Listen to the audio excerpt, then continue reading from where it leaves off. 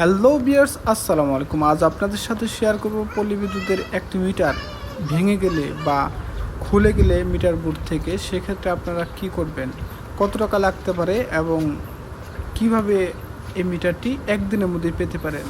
চলুন শুরু করা যাক মূল ভিডিওতে। হ্যালো বন্ধুরা, আসসালামু আলাইকুম। আজ আপনাদের সাথে শেয়ার করব একটি মিটার যদি প্রাকৃতিক উপায়ে কোনো গাছ পড়ে বা গাছের ডাল পড়ে ভেঙে যায় অথবা যে কোনো উপায়ে যদি আপনাদের মিটারটি কোনো প্রকার সমস্যা হয়ে থাকে, যেমনটা ধরেন যে মিটার বোর্ড থেকে খুলে গেছে অথবা আর্থিং রড টান লেগে বা গরু বাছুরে অথবা ছোটো পোলাপানের টান লেগে মিটারটি খুলে গেছে, যেমনটা আপনারা ভিডিওতে দেখতে পারলেন।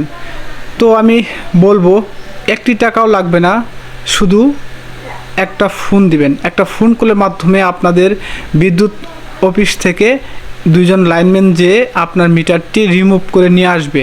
তবে সেটাতে ভয় পাবেন না।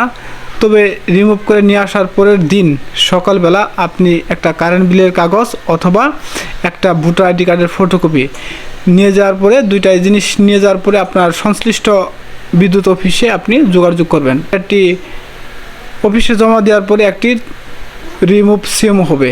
যদি আপনার মিটারটি নিজে নিজে অথবা কোনো উপায়ে ভেঙে থাকে, সেক্ষেত্রে হয়তো বা অফিস থেকে আপনাদের মিটারের দাম নির্ধারণ করা হতে পারে।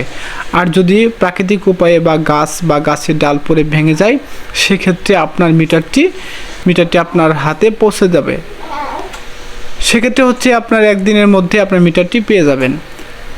তো আজ এ পর্যন্তই। ভালো থাকবেন, সুস্থ থাকবেন, এই কামনা শেষ করছি। আল্লাহ হাফেজ।